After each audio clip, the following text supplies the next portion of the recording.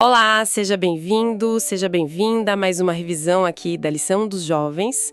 Hoje é segunda-feira, 29 de setembro, e a gente vai, mergulhar um pouco na jornada de Abraão. Explorar os desafios, a fé, a aliança, tanta coisa que marcou a história dele, né? Temos aqui um relato fascinante sobre como a fé é construída, e não só nos momentos, assim, de clareza, sabe? Mas também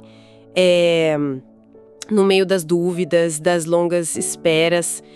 Ok, vamos desdobrar isso. A história começa, né, com Abraão recebendo aquele chamado para deixar tudo para trás. Sua terra, sua parentela, como diz Hebreus 11.8, sem saber para onde ia.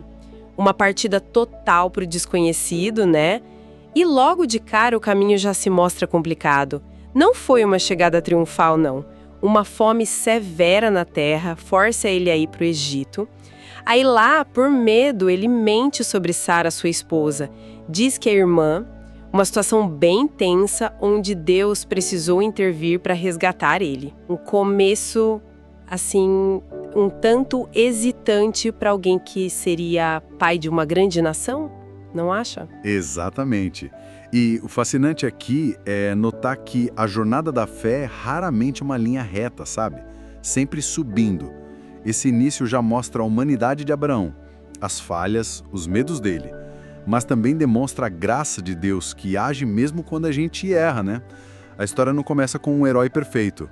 Começa com alguém aprendendo a confiar passo a passo, se reerguendo depois do tropeço para construir uma vida em torno do relacionamento com Deus. E essa construção da fé foi testada continuamente.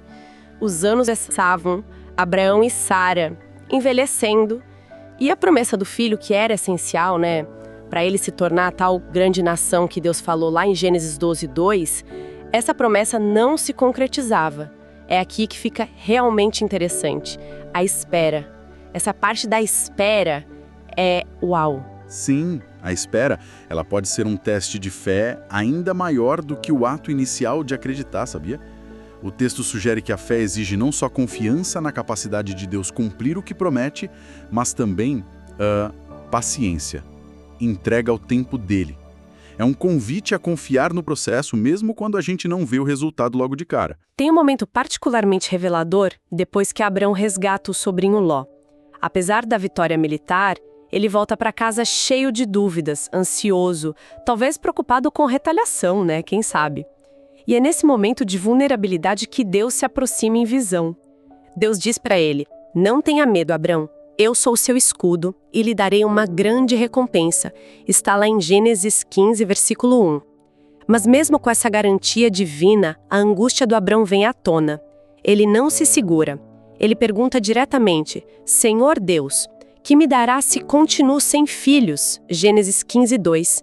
Ele queria um sinal, sabe? Uma confirmação mais palpável. E Deus responde, reafirmando a promessa. Ele teria um filho, sim. Um filho biológico seu. O ponto crucial aqui é a reação de Abraão. Apesar de todas as circunstâncias contrárias, a idade avançada, a longa espera, ele escolheu crer. Gênesis 15, versículo 6 diz: "Creu ele no Senhor, e isso lhe foi imputado para a justiça." Isso é fundamental. Como Romanos 4, versículos 20 a 22 explica, né?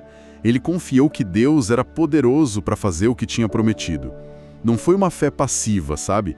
Foi uma escolha ativa de confiar no poder de Deus acima da lógica humana, da biologia inclusive. E para selar essa promessa, para dar uma segurança maior, Deus faz algo extraordinário.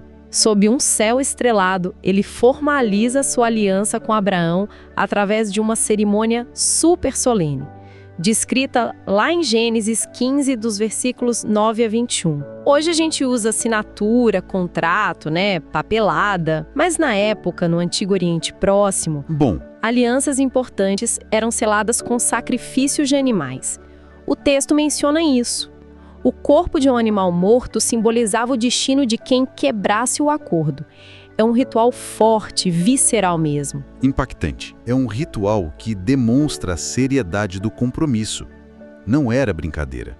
Ao usar essa prática, culturalmente significativa, Deus estava comunicando a Abraão, nos termos mais fortes possíveis, que a sua promessa era inquebrável.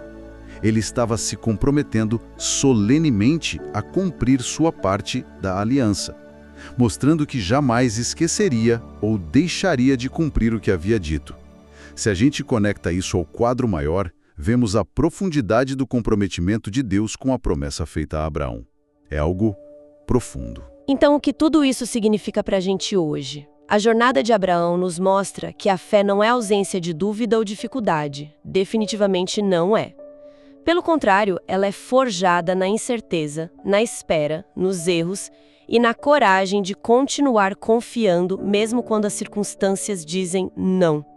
Vemos a paciência exigida e, acima de tudo, a fidelidade de Deus em reafirmar e selar suas promessas de forma poderosa e, como você disse, visceral. E talvez isso levante uma reflexão importante para nós. Como é que a gente lida quando nossos cronogramas, nossas expectativas parecem desalinhados com o que a gente percebe ser o tempo de Deus? A história de Abraão não oferece respostas fáceis, um manual, né? Mas convida a pensar sobre esse equilíbrio entre a ação confiante e a entrega paciente. Manter a fé mesmo quando o caminho à frente não está totalmente claro. É uma questão para se ponderar, né? Sobre a confiança no meio da incerteza.